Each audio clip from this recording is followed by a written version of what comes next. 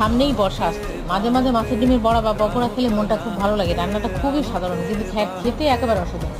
তবে এই তরকারিতে মাছের স্বাদ আর ডিমের স্বাদ একসাথে পাবেন। প্রথমে শুকনো খোলায় 1 টুকরো তেজপাতা, 1টা শুকনো লঙ্কা, 1 চামচ জিরে, 2 টুকরো দারচিনি, কয়েকটা গোলমরিচ আর 2-3টা লবঙ্গ দিয়ে ভেজে মশলা থেকে সুন্দর গন্ধ বেরোলে নামিয়ে পেস্ট করে নিন। এবার রুই মাছের ডিম পরিমাণ হিসেবে 200 গ্রাম ভালো করে ধুয়ে জল ঝরিয়ে তার মধ্যে বড় সাইজের একটা পেঁয়াজ কুচি, পরিমাণ মতো কাঁচা লঙ্কা কুচি, ধনে পাতা কুচি, নুন, হলুদ আর জিরের গুঁড়ো, লাল লঙ্কার গুঁড়ো সামান্য পরিমাণ দিয়ে ভালো করে মেখে নিন। কড়াইতে একটু বেশি পরিমাণ তেল দিন, হাতের সাহায্যে ডিমের মিশ্রণটা বা পকোড়ার আকারে করে নিন। এপিট-ওপিট ভেজে নামিয়ে রাখুন। ওই তেলের মধ্যে লম্বা করে কেটে রাখা আলুগুলো লাল লাল করে ভেজে নিন। আলুগুলো নামিয়ে রাখুন। তেলের মধ্যে তেজপাতা, শুকনো লঙ্কা, জিরে ফোড়ন দিন। বড় সাইজের টমেটো কুচুনো দিন। 1 চামচ আদা বাটা দিয়ে মশলা ভালো করে কষিয়ে ভেজে রাখা আলুগুলো দিয়ে আবার কষিয়ে পরিমাণ মতো জল দিন, ঢাকা দিন। সাথে ফুটে ওঠার পর ভেজে রাখা মাছের ডিমের পকোড়া বা বড়াগুলো দিয়ে আবার 2-1 মিনিট ঢাকা দিন। ঢাকা খুলে ভেজে রাখা মশলা দিন আর গরম গরম পরিবেশন করুন।